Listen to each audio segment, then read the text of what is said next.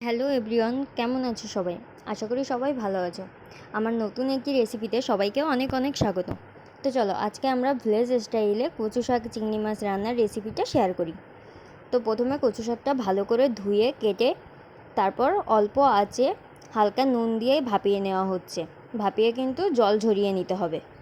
তারপর কড়াইটা গরম করতে বসিয়ে দেওয়া হলো। এরপর অন্যদিকে চিংড়ি মাছটা আমি আগে থেকে ভালো করে কেটে ধুয়ে রেখেছি।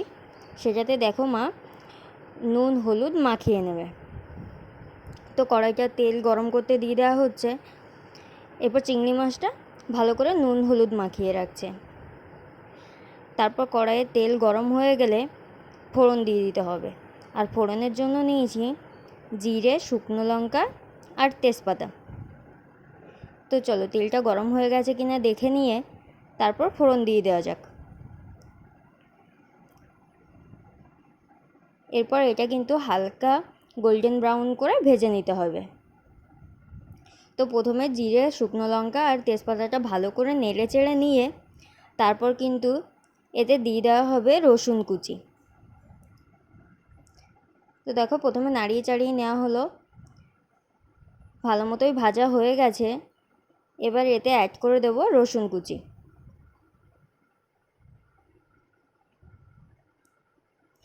রসুনটা দেওয়ার পরেও কিন্তু ভালো করে গোল্ডেন ব্রাউন করে ভেজে নিতে হবে। আর হ্যাঁ, আজকে কিন্তু রান্না হচ্ছে উঠোনে কাঠের জালে, কাঠ পাতা দিয়ে আজকে রান্নাটা করা হবে। দেখতেই পাচ্ছ। এবার চিংড়ি মাছটা দিয়ে দেওয়া হবে। চিংড়ি মাছটাও হালকা করে ভেজে নিতে হবে, খুব বেশি ভাজা যাবে না, তাহলে চিংড়ি মাছের স্বাদটা চলে যায়। তার জন্য হালকা ভেজে নিয়ে আগে থেকে বেটে রাখা মশলা, জিরে, কাঁচা লঙ্কা আর আদা, সেটা কিন্তু এবার দিয়ে দিলাম। এবার মশলাটা ভালো করে কষিয়ে নিতে হবে। দেখতেই পাচ্ছ মশলাটা তেল ছেড়ে দিয়েছে। এবার ভাপিয়ে রাখা কচু শাকটা অল্প অল্প করে মশলার সাথে দিয়ে দেওয়া হবে।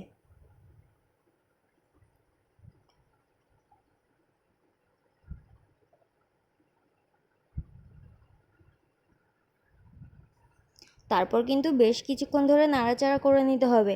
কচু শাকের জল টানতেও অনেকক্ষণ সময় লাগে। দেখতেই পাচ্ছ অনেকক্ষণ নাড়াচাড়া করে রান্না করে নেওয়ার পর কিছু কাঁচা লঙ্কা কেটে দিয়ে দিলাম। তারপর একটু নামানোর আগে সামান্য স্বাদ মতো চিনি দিয়ে দিলাম। তারপর ভালো করে নেড়ে চেড়ে নামিয়ে নিলেই কিন্তু আজকে রেডি আমাদের কচু শাক চিংড়ি মাছের রেসিপি। তোমরাও চাইলে বাড়িতে ট্রাই করতে পারো। আর আমার ভিডিওটি ভালো লাগলে অবশ্যই লাইক কমেন্ট করো। Thank you.